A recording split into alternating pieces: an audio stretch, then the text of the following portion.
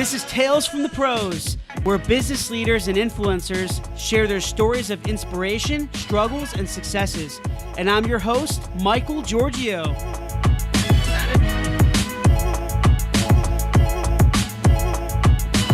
Hey everyone, this is Michael Giorgio, co-founder of Imagine Ovation, based in Raleigh, North Carolina. It's Friday, exciting Friday, thank God. Actually, no, I love Fridays and Mondays all throughout the week, but I have a very special guest here today on Tales from the Pros. His name is Jim Tobin, CEO of Ignite Social Media, based in Cary, North Carolina, and also president of Carousel. Jim, thank you so much for being with us. Pleasure. Glad to be here, Michael. Yeah. Awesome.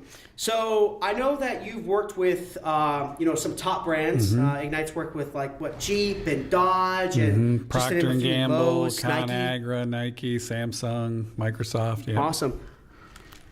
So tell me a little bit about Ignite. What motivated you to start Ignite? Did you always see yourself as an entrepreneur being in social media, or did you just kind of see an opportunity? How did it happen? Well, so for about 15 years, I wanted to start my own thing. I just never knew what that thing was. And then sort of separately from that, I was working at a sort of mid-sized regional ad agency. They're fairly common. There's 10,000 of them or so. And I had a really good 2005. Everything we pitched, it seemed like we won. And then I had a really bad 2006. Everything we pitched, it seems like I lost. And so with the frustration from that, I'm the same guy selling the same product, but all of a sudden not doing well. I got frustrated and I started looking around and playing with stuff just to sort of distract me and have a new thing. And, at the time, 40-year-old guys were not on Facebook, right? And so I was discovering this social media world out there. And I realized that it was a thing and that people at the time, 2-3 million people were gravitating toward it, and that brands would eventually need help. So then I started searching to say, well, who's helping brands do this? And there was one social media agency up in Canada. There was none really I could find in the United States. And I thought, well, here's an opportunity and to help brands do social media marketing. And so hung on a shingle, figured out how to do social media marketing, and that's one of the reasons we were able to work with top brands. We were one of the very first we were the first agency in the country created out of whole cloth to do nothing but social media marketing.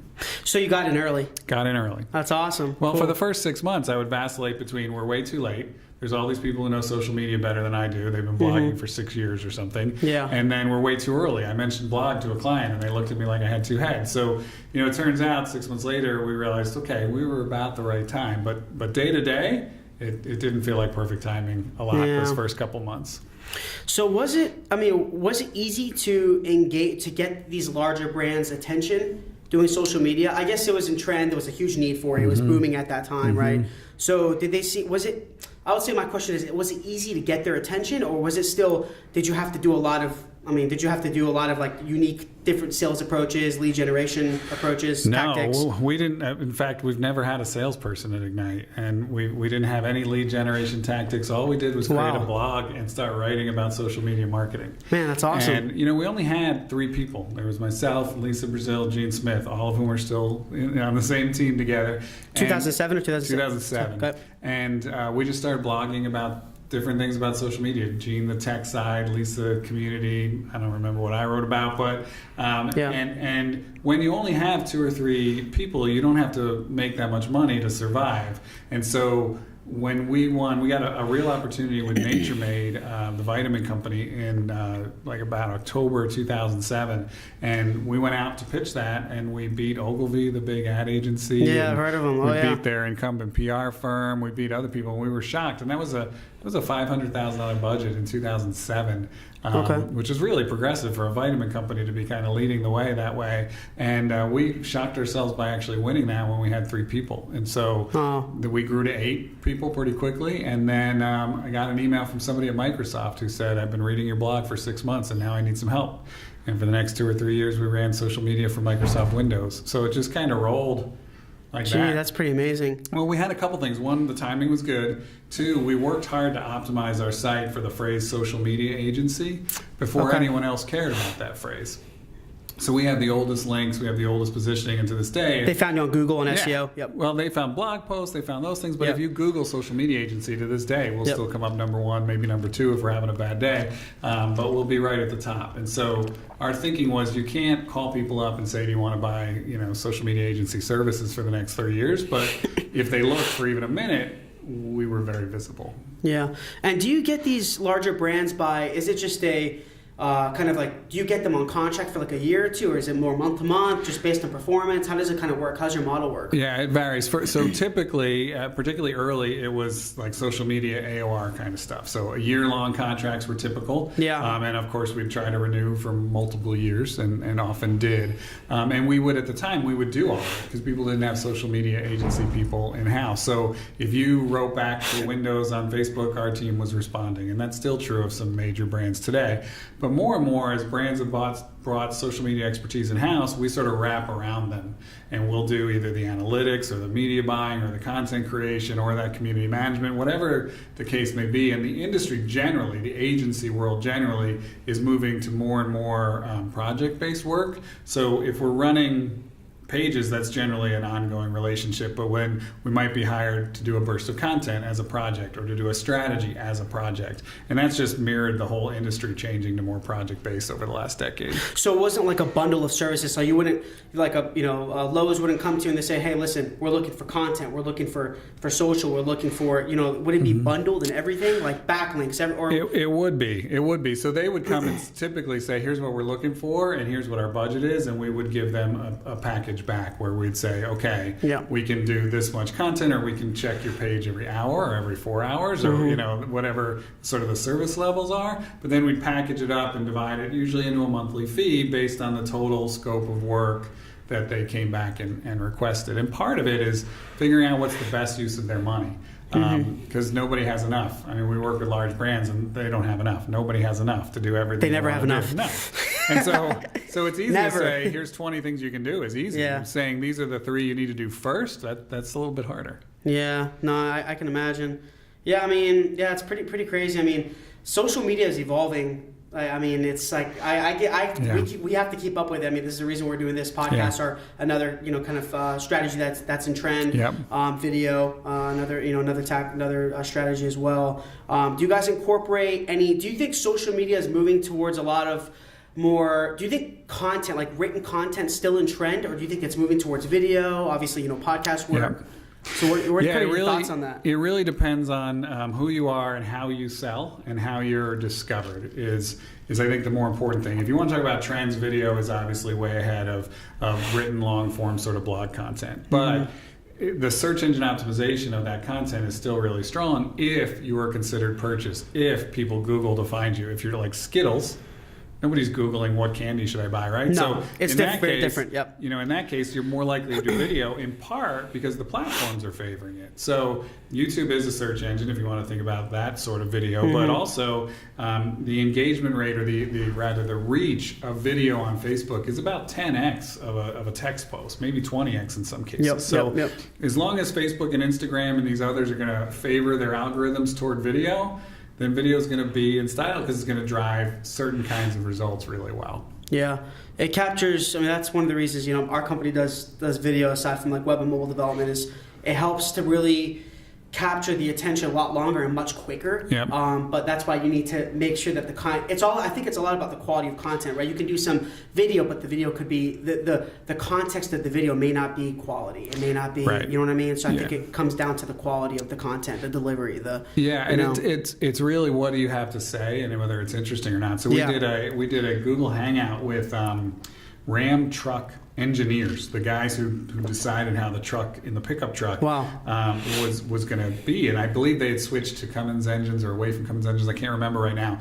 But in that space of passionate truck drivers, that was a big deal that these guys had just done. And so we just set them up in a Google Hangout and let them talk. It wasn't highly produced. In fact, your setup here is a little more advanced than what we had for that. But the people who cared about that topic they were really engaged and firing questions back and forth, and then you turn that into a YouTube video that stays longer for a search engine. So it's the quality is not necessarily, it can be production quality if you're doing something for like Nike, or it can be this person talking really knows what he's talking about, and therefore I'm going to stay engaged.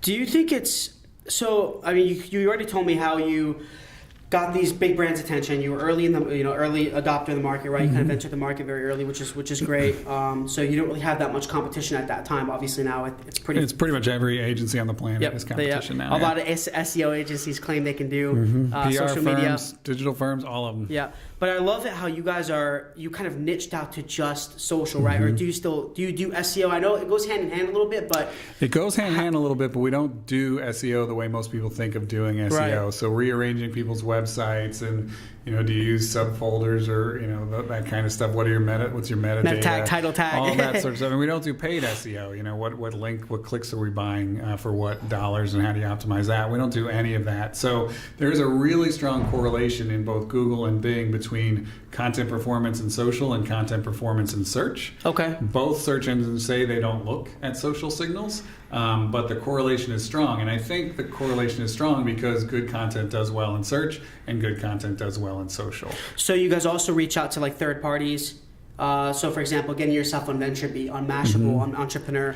So not from like a PR standpoint, but we do a lot of influencer marketing. That's what I mean. Yep. Yep. Because the thing is, what we've discovered as well is that so a company like you, when you're working with a brand like Jeep, I don't know how many exact backlinks they're going to need because they're kind of already a brand. Right. I guess it would be very, like you said, it comes down to the type of company, type of brand you're working with. Exactly. Compared to like a smaller business. A smaller business is going to need backlinks. They need to establish credibility. They're going to need to establish their Google juice, right? Exactly. So Jeep never once talked to us about SEO. Yeah. They're Jeep. They're a legendary brand. Yeah. They rank well for their own search terms.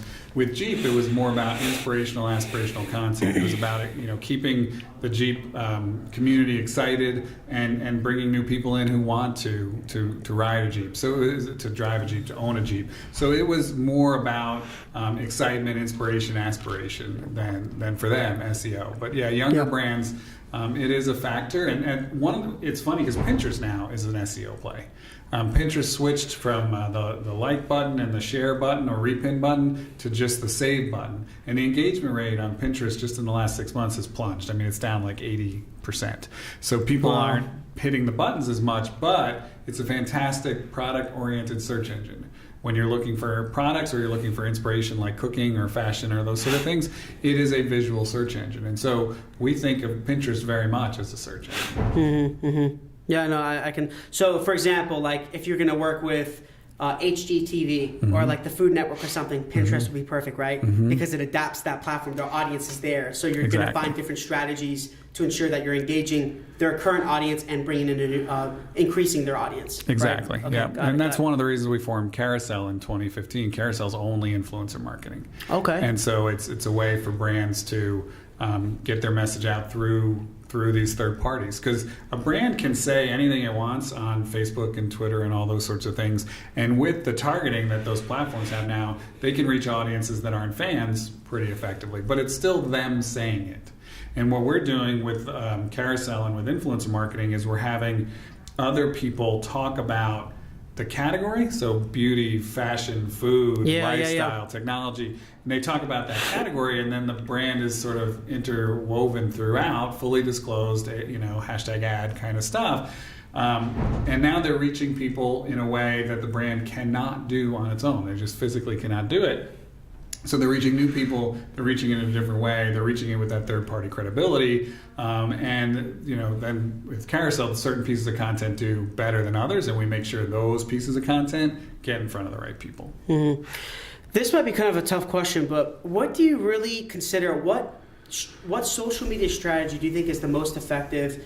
So such as, do you think like posting on Facebook or Twitter or writing content, or like what element do you think holds a more of a weight? Like what do you think, what's been working, what's in trend, what's kind of heading, what's the future? Well, right now trend is clearly video. I mean, it's clearly video. It's working really well for people, but what we always tell our clients is take a step back and figure out who's your audience and how deeply can you understand your audience. Why do they buy this computer versus that computer? Or why do they choose a Jeep over a Dodge? Whatever the case may be. How much can you know about them? How much can you understand them on a three-dimensional level? Consumer behavior, buyer analytics. Exactly. And then how do they use social? Are they older? Are they younger? Are they Facebook? Are they Snapchat? All those things. And then you got to factor in, what are you capable of saying? You know, if video's on trend, but you're not capable of producing video content, it doesn't really matter that it's on trend. Yeah. You know, Complete counterproductive. The investment can be so high, particularly if you're a Dodge, the videos you produce are really highly produced, which because they create an impression, right? But those are really expensive. So you're not going to do a daily YouTube show, even if it's Dodge on trend or live Instagrams all the time. So you have to factor in all those things. What are the platforms doing? What's the social sort of norms on various platforms? And then what's the brand have to contribute to the conversation, whether that's adrenaline stuff like a Red Bull, information maybe on a tech, for a computer site or something. So really, what can you contribute, and then put those two things together. I know you mentioned before you guys don't do pay-per-click marketing, right? Okay. Correct. So just from unless it comes from social. We do click optimized social. Okay. So versus like reach optimized versus a lot of impressions. Do you do like Facebook paid campaigns? Okay.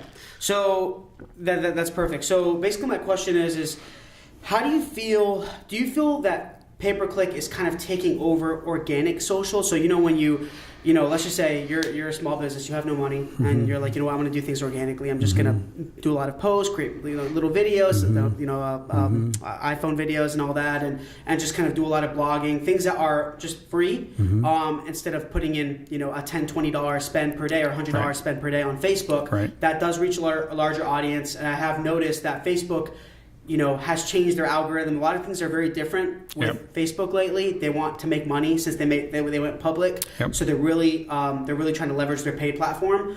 But do you think that's kind of taken over organic? Because isn't it harder to organically? Yes, it has. Huh? It has. I've written 2 books on social media, and the second one was called Earn It, Don't Buy It. And it was all about the power of organic social media. And it came out a month before Facebook changed the algorithm. So don't write books about social media. It's just not a good idea. So changing too much. I've got hundreds of extra copies if you want me to bring them to you. Yeah. But anyway, at the time, you could reach, on average, let's say 1 million fan page or above would reach about 16% of their fan base. Now it's about 2%. And that's up from about 1 and 1.25%, in part because of video. So now it's about 2%. So every 1 million fans you've got, you're going to get 20,000 of them to see something. So it's really not a great use of spend. And at the same time, Facebook's making billions of dollars off of advertising. We had one client get 1.5 billion organic impressions before the change.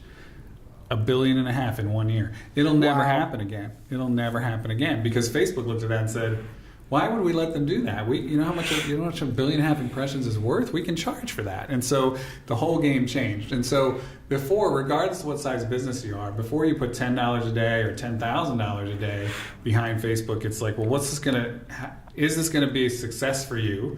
And how will you know if it's a success for you? So if I'm the local dry cleaner and I make most of my money because I happen to pick the place right next to Starbucks, you don't need Facebook ads, right? And if you're selling those little fidget spinners that are going to be popular for 2 months, you better run some Facebook ads because you got to make money right now. You got to drive to e-commerce. You got to close the deal. You got to ship that fidget spinner off from China. You got to get in. You got to get out. So depending on what you're doing. Yes, you need to very much consider paid. But what we do is a little bit different than most people. Most people have said organic is dead. Forget. That's not right. Yeah. Organic, I don't know if you're a Princess Bride fan, but organic is only mostly dead. Yeah. And so the difference is that it's somewhat alive, which means what we do is we look at a piece of content, how it's performing organically. Sure, it's only reaching 2%, but they're a focus group. And if a piece of content A does way better than the normal content we're sharing, we put money behind that.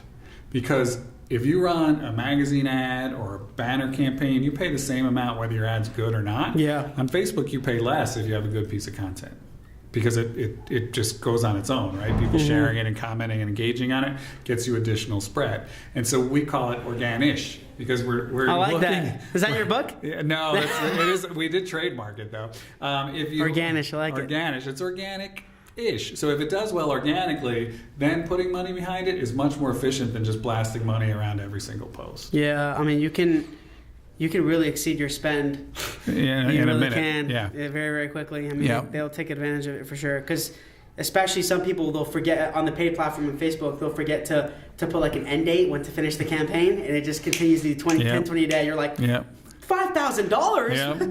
My reach is like 100,000. I got no conversions. Right. And that's crazy. Right. So what tactics help to actually get a return on investment for that brand? Obviously user engagement, interaction, but how do they get a return if they're not selling a physical product like e-commerce? Well, Facebook's done some good things. So when Facebook started to push advertising, I and many others were really against what they were doing. But they've done some really good things with both targeting and increasingly attribution. And so we have a retailer that's a client. They have, I don't know, maybe 50 stores or so, and they're in various locations. And so we can do a couple things. Of course, we can measure from Facebook to e-commerce, but we can also now measure Facebook people who came into their store. Okay. And that's through a Facebook integration with their point of sale systems. And so with the POS, we can tell they saw this post and then within X number of days they were in the store buying something. That's pretty valuable. Yeah. And so increasingly attribution is going offline. We can track mobile devices and see who saw a piece of content on a mobile device and then did that mobile device enter a store. That's not what Facebook's doing, but that's another way to do things. Mm-hmm. And so it's getting more and more interesting being able to attribute offline and online. But in certain cases, what we've done when you just can't measure that is we say, okay, how are you measuring your SEO spend, your PR spend, your TV spend, your whatever you're spending your marketing dollars on? How do you know if that's successful? And they probably can't measure it all the way through to the sale either. And so then we say, okay, well then what's success for all these other things? And one client said, well, if they get to this page, or this page on our website, that's a success for us because then they have some interest in buying and they may be going into the store and buying it. Got it? Okay, great. How many people did social media send to those pages? And we're able to look at that and say for X number of dollars, we sent Y number of people to the pages and you spent A number of dollars and you spent B. Which one's more efficient? So you can look at sort of those proxy variables of who's driving what. And often when you can measure that, often social media comes out really well. Yeah, that's cool. So you guys probably your agency probably has a lot of analytics people. We have some. Yeah, we have our fair share, and they're really smart, and they know how to do things in Excel. Yeah. I have no idea what they're doing. I still don't know what VLOOKUP does, but it's in everything they do. So you're not the only one, man, because I'll tell you, sometimes I wonder, I'm like, what are my developers doing? Like, what are they, like, I don't manage the tech team, so I'm like, I manage the sales and marketing. So that's cool. What platforms do you think we have to really be on the lookout for? I know we're hearing a lot about Twitter. Do you have any thoughts on Twitter? Twitter's in trouble for a lot of reasons. One of which is, so they have about 300 million monthly active users. They've been stuck at basically that level for a year or so now. Wow. But 1 billion people have tried Twitter. So that means 700 million have tried it and walked away. So it's not just saying to people, try Twitter. They have to get people to try Twitter again. And they think of Twitter however they think of Twitter from the experience they already had. Getting 700 million people to come back, or even a quarter of them, that's a big challenge. That's a really big challenge. So the other data I saw recently is that Twitter used to be, I think, the second most popular platform among teens, and it's down to about fourth. And Snapchat, I was going to say, Instagram taking over. Yeah, and Insta's done really well too. So that's a problem too. The cool kids aren't on Twitter. It's hard to get people to come back.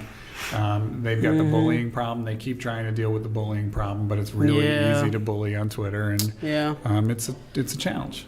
It's very, very saturated, right? It's just a lot of content everywhere, different topics, different. It is. It can be really good. Like, I follow mostly people who talk about social media marketing.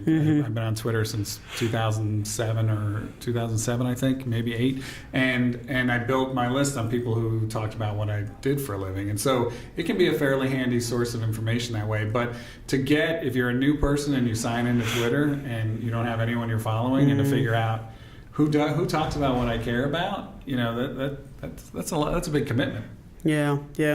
What are there any platforms that we really, other than, I mean, I think LinkedIn's booming, very, very good. LinkedIn's B2B, done very well. YouTube, obviously, Yep. Facebook as well. What other ones do you think, kind of other than the current ones? We know Snapchat's really good. That's for a younger audience, right? Instagram, I guess, kind of a little bit of a mix, young and I mean, I know people over in their 20s and 30s, 40s that are. It's moving older, yeah. Yep. Yeah. But any other platforms? Like I know there's Medium, but that's a little more content side. Yeah. There's the biggest trend that I think affects Reddit. marketers now is private social. So Messenger, Snapchat, all of these apps that you communicate with very discrete friend groups. And so that's not the public social media that we grew up with 10 years ago. Yeah. And if you think about it, in 2007, when I could do a post on Twitter or blogger.com or WordPress, whatever, and I could publish to the world, me, little old me, that was revolutionary.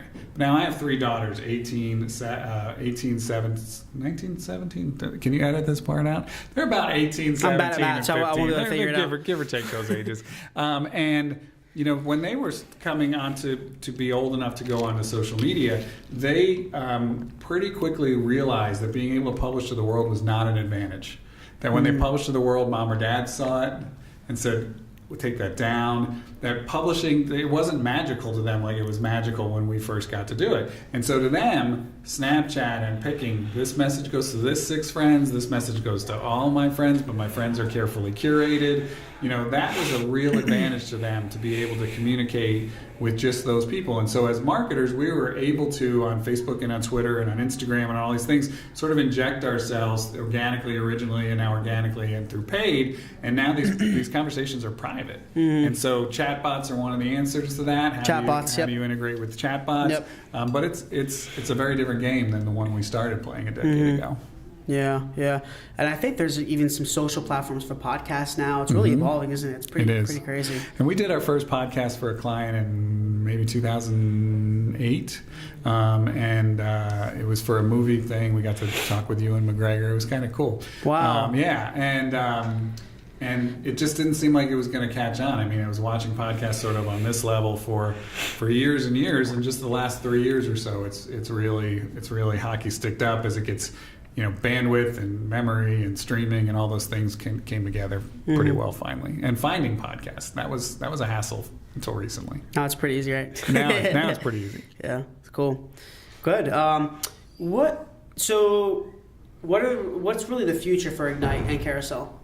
Two different futures, or both in the same path? Two different futures. So the reason they're 2 companies is, one is Ignite's providing services like in an agency model, and Carousel's selling almost based on results. And so we sell it as a package, and for X dollars we will either guarantee you impressions, or we'll guarantee you clicks to your website, or we'll guarantee some result from it for X number of dollars. For Ignite, we'll guarantee we'll work on your stuff. And it's very hard to guarantee results when you're going to edit everything we do, or whatever the case may be, right? So they're 2 very different business models. I think the future for Ignite increasingly is wrapping around existing teams. So people are bringing social media in-house. However, to be good at social media, you have to be a good writer, photographer, videographer, media buyer, data analyst. Social media is not just one thing. No. And so, you may have a great person or 2 in-house that can do 2 of those things really well, but how do you do these other things? And so increasingly we're wrapping around, we're consulting, we're teaching how to do and moving on to the next person who needs to be taught. Those sorts of things, I think, is the future for Ignite. I think for Carousel, the future is more and more of these sort of performance-driven models. So if I can tell you, and we're doing this with some large brands right now, if I can tell you for X number of dollars I will send 12,000 people to your website, and you'll know who they are because we've tagged them on the way in, and you can tell if they perform at the same rate as your others, or better, or worse, you can really calculate how many times you should buy that again.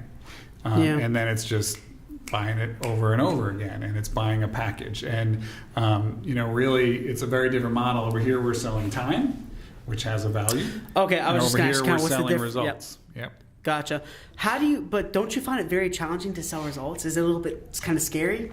Because Sure. they'll hold you accountable, right? Sure. I can imagine we're the challenge. guaranteeing it. Yeah. Yeah. So if we run into a problem, all of our profit goes out the window because we promise we have to keep going until we hit it, and so all of our profit goes out the window. Yeah. So wow. So yeah, there's a little bit of risk, but what most influencer marketing does right now is we hired some influencers. They posted, and look, we got all this content. And look at all these posts, and it reached X million people. This is not sophisticated enough in a digital marketing world where I can tell if a cell phone exposed on an ad walked into a store, but over here I just know an influencer posted. That's not good enough, and that's what almost everybody's doing in influencer marketing. We're saying we're going to get those. We're going to figure out which is the high-performing content, and then we're going to optimize it until we guarantee this result. I think that's a little bit more interesting, particularly if you're going to put $50,000, $100,000 toward this campaign. Yeah. Over here, traditional influencer, we're saying, well, maybe something good will happen, and what we're saying is we will get you X number of thousands of people to your website, or we'll get you this many impressions, or we'll get you this many pieces of content, or we'll get you whatever you're driving for. We'll deliver a guaranteed result for that.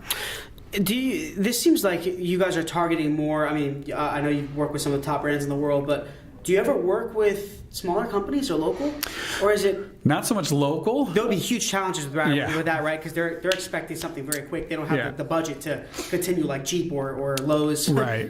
Yeah. So it's partly budget, but it's also the cost to do anything. Let's take the cost to write a blog post is the same whether your readership's global or in Raleigh, right? Yeah. But if I'm writing it for the world, I have a much better universe to amortize that cost across than if it's just in Raleigh. And so we're working with a small company right now called Mia Miley. They make baby carriers. You put the kid in front and you carry your kid around. Yep. But theirs is different. It's got a little seat, and so the kid's not like squashed up against you. The kid can sit, and the hips are proper, and all that sort of stuff. And so they're a small company, but people are having babies all across the world, and we can drive traffic to a particular e-commerce site to buy these things, and we're seeing results very, very quickly on that. So it's a little bit about size of the customer because of some budget levels, but it's much more about can you amortize this across at least the entire United States or the southeastern United States, somewhere big enough to make the investment. So you're definitely analyzing the potential of that smaller business. Yes, for sure. You're not just being like, oh, it's some pizza shop that just opened. Right, is running a social media campaign. I mean, unless you see they're very different or they're people come in and say do a carousel program for us, and we've said no, like we don't think we can be successful. We can't find influencers to write about that, or we can't find we can't syndicate it in a way that's going to get you any sort of results. So sometimes you just have to walk away from it. That's good. Definitely, you guys know who you are. Well, you know what you want. We're still doing social media only a decade later, and I don't know how many conversations I've had saying, when are you going to broaden out to build websites? When are you going to broaden out to do this? And it's like, I don't know how to build websites better than the 20,000 other agencies who build websites. So I do know how to do social media better than all of them. So when you need help with that, that's what we're here for. So that's why we get hired today. Is people say, my PR firm did this for me, or my digital shop is doing it for me, and it just wasn't working. Yeah.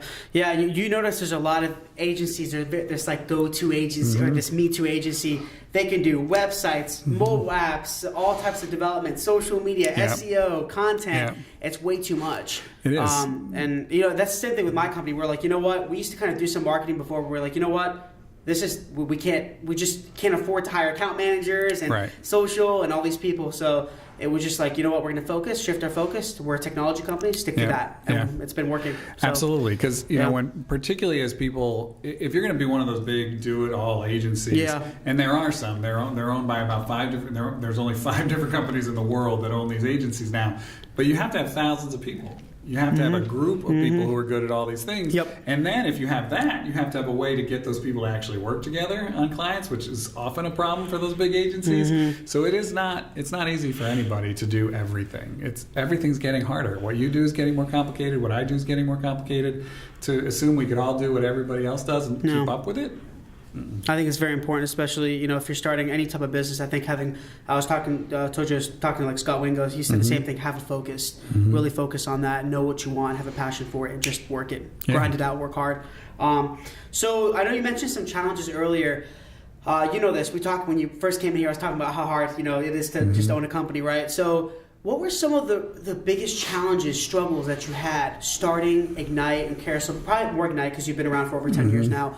What were some of the struggles that you feel that you overcame, but that can be kind of inspirational to others? Because it's tough, man. You know how hard it is for a lot of people, and what's some of the biggest struggles, and how did you really overcome them? Two come to mind. One is that social media has changed so much. We've had to reinvent ourselves as a company 3 or 4 times. When we started doing community management, Facebook didn't even have brand pages.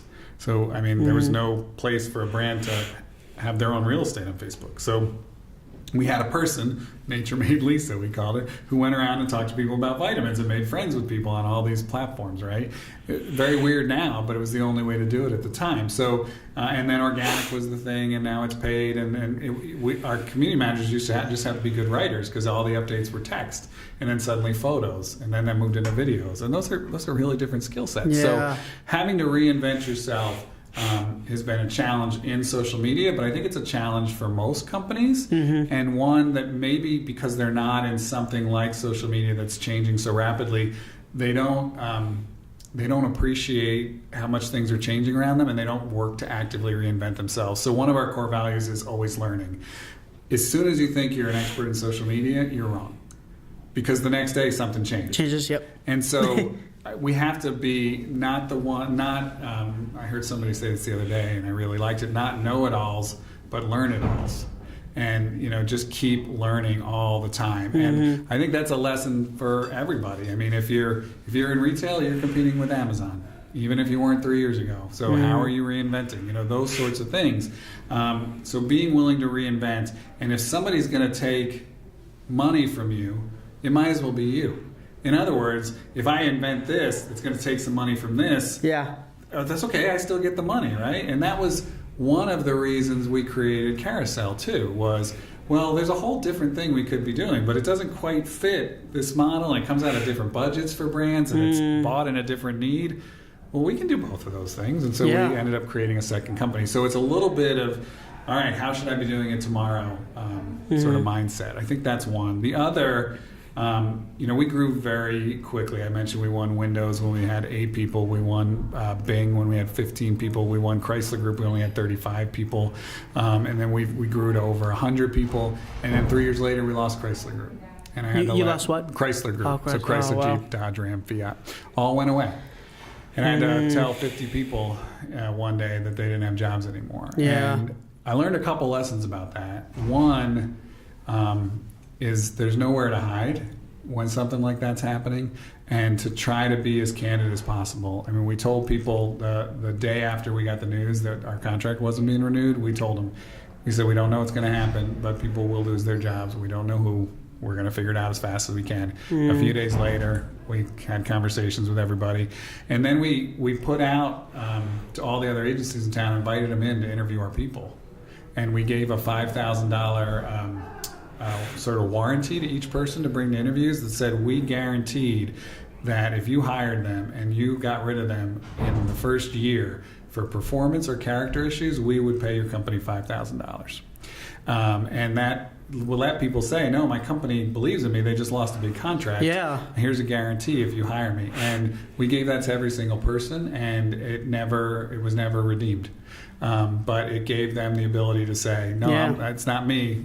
They lost the contract. And so I think we ended up being on CNBC talking about that. And you don't want to be on CNBC talking about a contract you lost. But it worked out really well for a couple reasons. One, I've gotten business since then of people saying, I remember you did that, and can we talk? But potentially more importantly is we've hired 9 or 10 of those people back over the years. And the fact that they would come back was, to me, the biggest compliment they could give. You showed a lot of loyalty. They walked. They worked here. They left, and then they were willing to come back. That was really important to me. So you want to hide under a rug when a really bad thing happens to your business, and believe me, you really, really want to hide under a rug when you have to let go 50 people in one day. But sometimes you have to scale back. That's how it is. It's a service business. I completely understand. That's definitely a challenge. But it seems like you guys are better for it, right? I mean, transparency is it's a word people use a lot, and it's not. I didn't go into this saying, "Hey, we got fired. Let's go be transparent." Yeah. But it ended up that it was a pretty public thing, and we ended up being pretty transparent about it. And the news picked up this $5,000 guarantee thing, and we just went with it. And it was the more noise we made about us losing a contract, the better it was for our employees, and the better it was for us. Mm-hmm. How did you, when you did, I know after you lost Chrysler, you said you had to let go of some people, but then you kind of rebuilt a little bit. And we launched Carousel 5 months later as well. Yeah. There you go, yeah. So how did you really manage your growth? How did you guys scale accordingly? What did you do? Because that's a big challenge. After you get past the startup phase, after the first 2-3 years, then you're kind of transitioning, you're growing, you're learning how to manage employees. It's not just you and your partners anymore. How do you really manage that growth? What did you guys do? It was tough. There's some good research out that says team communication changes above 40 people and changes again above 100 people. And in my experience, absolutely right at those numbers. And when we were stressful. 8 people, it is stressful. We were 8 people. We'd sit around a table like this, and everybody knew everything, and we'd all grab something and we'd go. And we had this get it done mentality. It's a little more difficult when you break 100 people to do that, and you need to put processes in place. I was a guy who hated process. Just grab documentation, it. Right? Documentation, process. It sucks sometimes, but I had a consultant, a coach, and she was trying to teach me this way of leading. And she said, "Okay, give me an example of something that has to be done." And I said, "Well, we have to launch this by September 25th or something." And she said, "Okay, and what needs to be done?" By this day to make sure you're ready, and by this day to make sure you're ready, and by this day. And I was like, oh God, this is so exhausting to have to think this through. And she said, no, what's exhausting is waking up on September 25th and it's not done.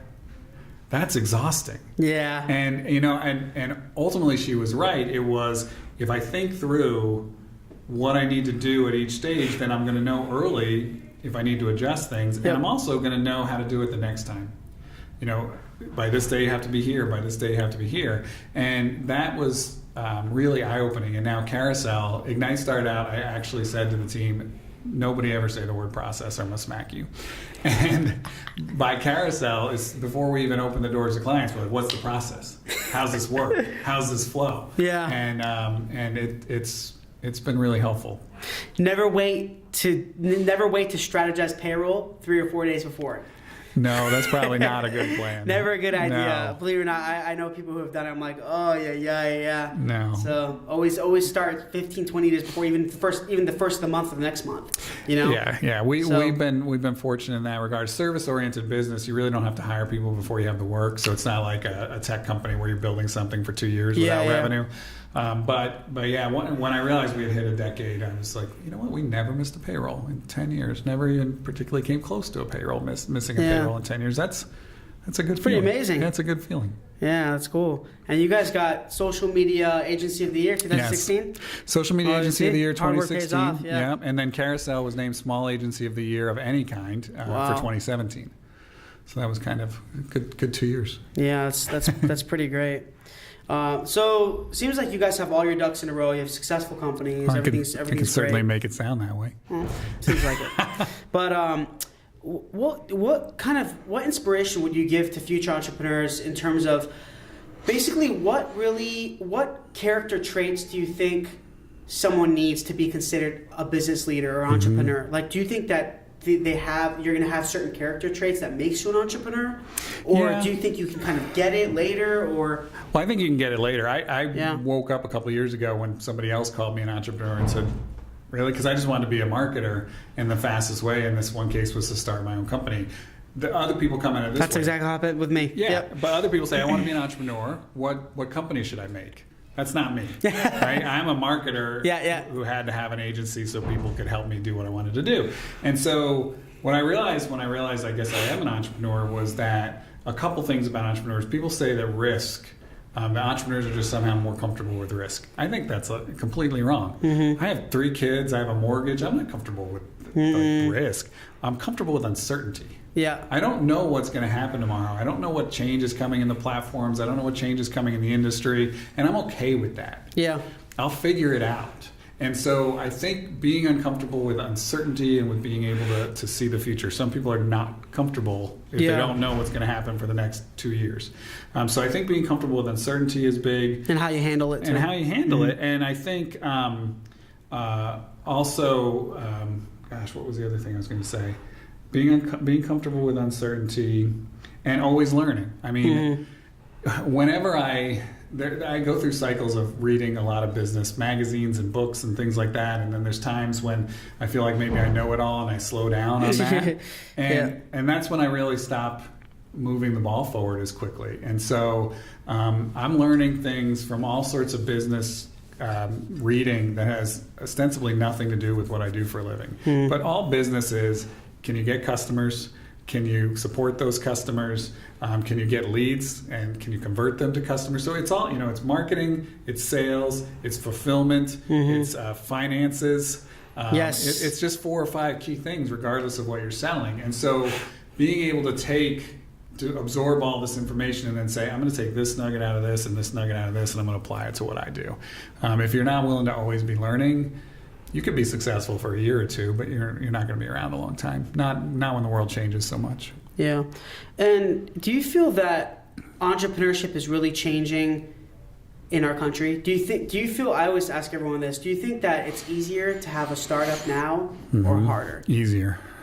Tools. Yeah, I mean, opportunity. You want to take a credit card. It used to jump through 20 hoops to be able to accept credit cards. Now I could leave here and before dinner be ready to accept credit cards. So, there's so many more tools, and everybody's competing with everybody else. Yes. And it's a big mess, and big messes are opportunities for little guys to come in and bite off chunks.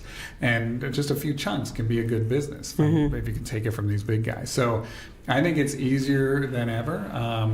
And I find it personally interesting. When I was in college 108 years ago, there were entrepreneur classes. Like, you didn't go to college to become an entrepreneur. And now I went to Duke. Now at Duke, they have a big entrepreneur thing like every other school has. And kids are coming out saying, I want to be an entrepreneur. And that's so weird to me. It's changed so much. It's so different.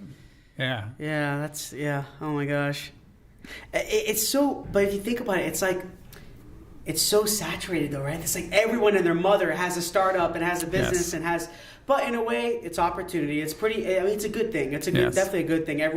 They're showing no one's afraid to be innovative or creative. And I think that's definitely what's going to make a positive impact in the world. It keeps them focused on themselves and providing value to their communities instead of all the craziness that's going on in the world right now. So I think that's definitely a good thing. I agree. The one thing that came to mind when you're saying that, the other piece of advice though, and I come from service businesses, so this isn't true if you want to build a technology, because you got to do it differently. But debt is not liberating. People say, I raised $1 million, I'm ready to go now.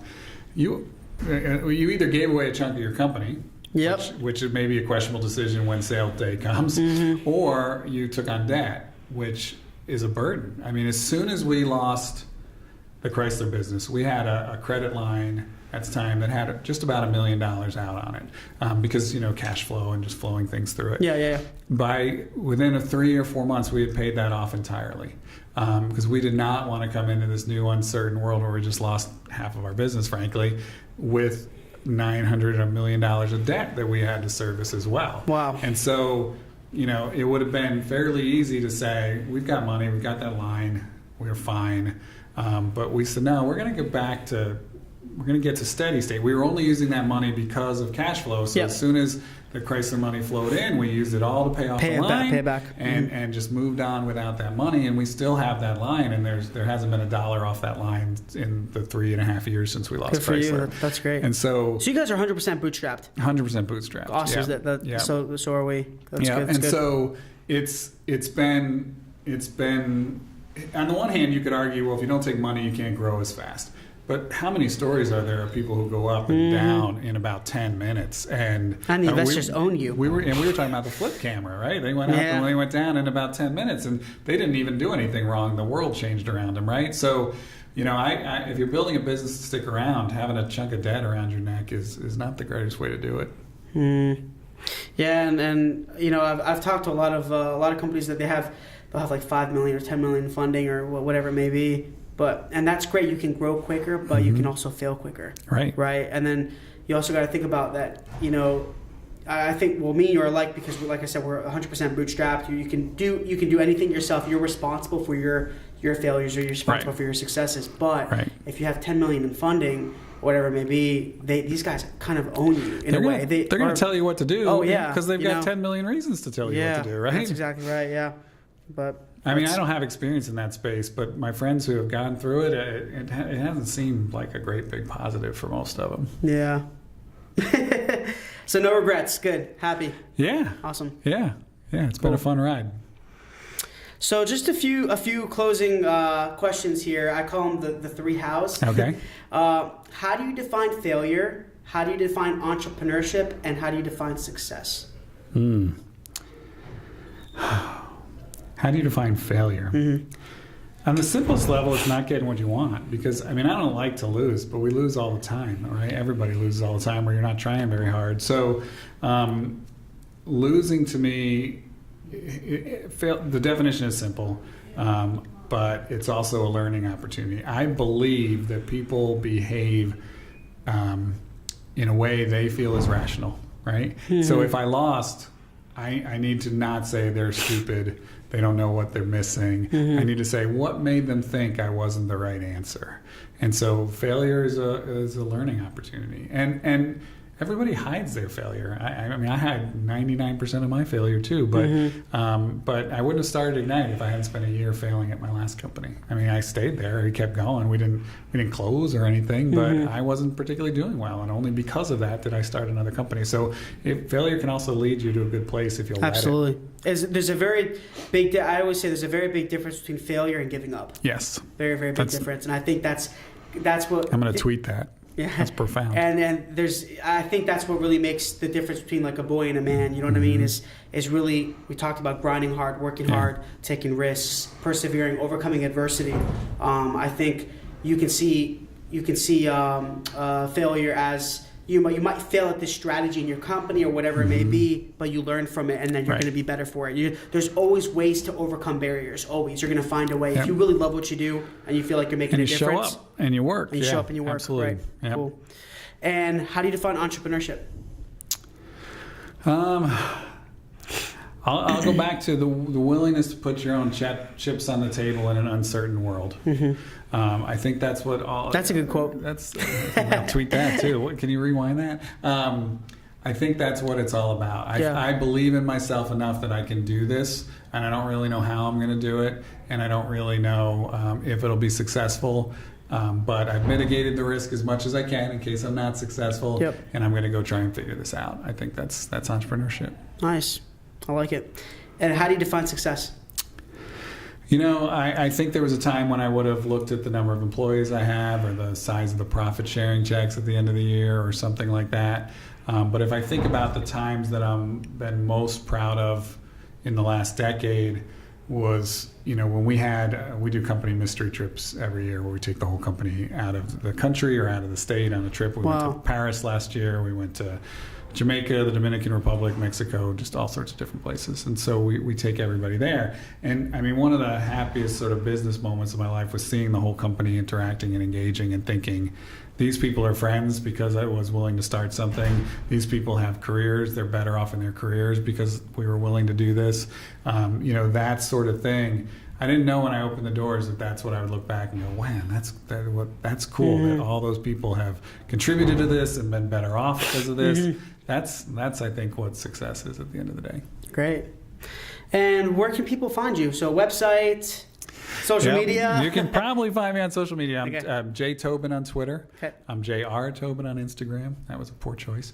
JR Tobin. Yep. But I'm at ignitesocialmedia.com, and I'm also at carousel.com. CARUSELE.com. Those are the two companies. Cool. Everyone, Jim Tobin again. Be sure to check him out. Michael Giorgio, co-founder of Imaginovation. And thanks for watching Tales from the Pros. Appreciate it. Jim, thank you so much. Pleasure. Hey guys, thanks a lot for watching Tales from the Pros. Please subscribe to our YouTube page and also follow our social media. There are links somewhere around here. But we really appreciate it, guys. Thanks for all the support. And I'm going to be giving you awesome content continuously. And we look forward to seeing you soon.